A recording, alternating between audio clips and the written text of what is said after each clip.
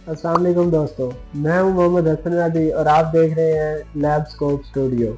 आप या अगर आपके घर में कोई शुगर का मरीज है तो आपने HbA1c का नाम जरूर सुना होगा। लोग मुझसे पूछते हैं, सर मेरी सुबह की शुगर तो ठीक आती है मगर डॉक्टर कह रहा है शुगर कंट्रोल नहीं है, ये कैसे हो सकता है?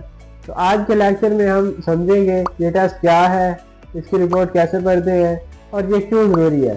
तो सबसे पहले हम ये जानते हैं कि HbA1c टेस्ट क्या है। HbA1c का मतलब है हमारे खून में जो रेड ब्लड सेल्स होते हैं जिनमें हीमोग्लोबिन होता है। हमारे खून में शुगर बढ़ती है तो वो इस हीमोग्लोबिन के साथ चिपक जाती है। क्योंकि एक रेड ब्लड सेल की जिंदगी तकरीबन 120 दिन यानी 3 से 4 माह होती है, इसलिए ये टेस्ट हमें पिछले 3 महीनों की एवरेज शुगर बता देता है। ये फास्टिंग शुगर की तरह सिर्फ एक लम्हे का हल नहीं है बल्कि पूरे रिकॉर्ड दिखा देता है। हम इसकी रिपोर्ट कैसे पढ़ें? अब आते हैं सबसे अहम पॉइंट पर, यानी रिपोर्ट की वैल्यूज। HbA1c की रिपोर्ट हमेशा परसेंटेज में आती है। नॉर्मल वैल्यूज, अगर आपका रिजल्ट 5.7% से कम है तो आपको शुगर नहीं है, आपको परेशान होने की जरूरत नहीं है।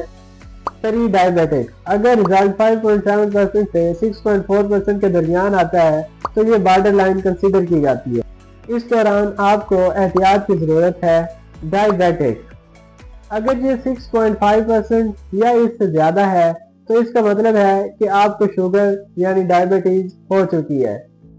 शुगर कंट्रोल करने का टारगेट क्या है? जो लोग पहले से ये शुगर के मरीज हैं उनके लिए डॉक्टर का टारगेट होता है कि HbA1c का 7% से नीचे रखा जाए।